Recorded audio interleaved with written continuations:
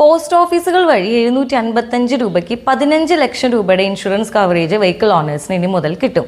അപ്പോൾ ഈ പോസ്റ്റ് ഓഫീസിൻ്റെ ഇൻഷുറൻസ് എടുക്കുന്നതിൻ്റെ ഒരു ഗുണം എന്താണെന്ന് വെച്ചാൽ നിങ്ങളുടെ പേരിൽ തന്നെ ഇപ്പോൾ ബൈക്കും സ്കൂട്ടറും കാറൊക്കെ ഉണ്ടെന്ന് വിചാരിക്കുക.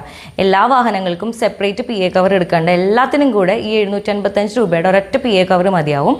അതുമാത്രമല്ല, ഇപ്പോൾ നമ്മുടെ വീട്ടിൽ വേറെ ഒരാളുടെ പേരിലുള്ള വണ്ടി നമ്മൾ ഓടിക്കുന്നുണ്ടെന്ന് വിചാരിക്കുക. അപ്പോൾ അപകടത്തിൽ പെട്ട് കഴിഞ്ഞാൽ നമുക്ക് ഇൻഷുറൻസ് കവറേജും ക്ലെയിമൊന്നും കിട്ടില്ലല്ലോ.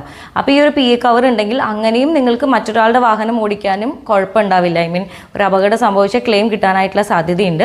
പിന്നെ വേറൊരു കാര്യം പറയാനുള്ളത്, സാധാരണ നമ്മൾ ഒരു PA കവർ എടുക്കുകയാണെങ്കിൽ ഒരു 375 രൂപയ്ക്കാണ് ഒരു വാഹനത്തിൻ്റെ ഇൻഷുറൻസിൽ ആഡായിട്ട് വരുന്നത്. പക്ഷേ ഈ ഒരു stand alone PA cover post ഓഫീസിൻ്റെ 755 രൂപയുടെ എടുക്കുകയാണെങ്കിൽ നിങ്ങളുടെ പേരിലുള്ള എല്ലാ വാഹനങ്ങൾക്കും 4 വാഹനം ഉണ്ടെങ്കിൽ അതിനെല്ലാത്തിനും കൂടെ ഈ ഒരൊറ്റ സ്റ്റാൻഡ് അലോൺ PA കവർ എടുത്താൽ മതിയാവും.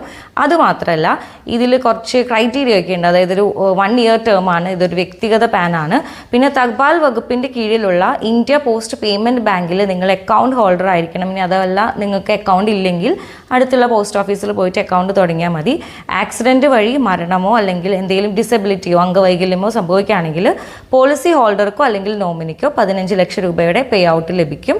ഹോസ്പിറ്റലിൽ അപകടം നടന്നിട്ട് അഡ്മിറ്റ് ആയാൽ ആശുപത്രി ചെലവുകൾക്ക് 1 ലക്ഷം രൂപ വരെയാണ് ക്ലെയിം കിട്ടുന്നത്. ഒപ്പം 15 ദിവസം ഹോസ്പിറ്റലിൽ അഡ്മിറ്റ് ആണെങ്കിൽ ഡെയിലി 1000 രൂപ വെച്ചിട്ട് 15,000 രൂപ വരെ നിങ്ങൾക്ക് ക്ലെയിം ലഭിക്കും.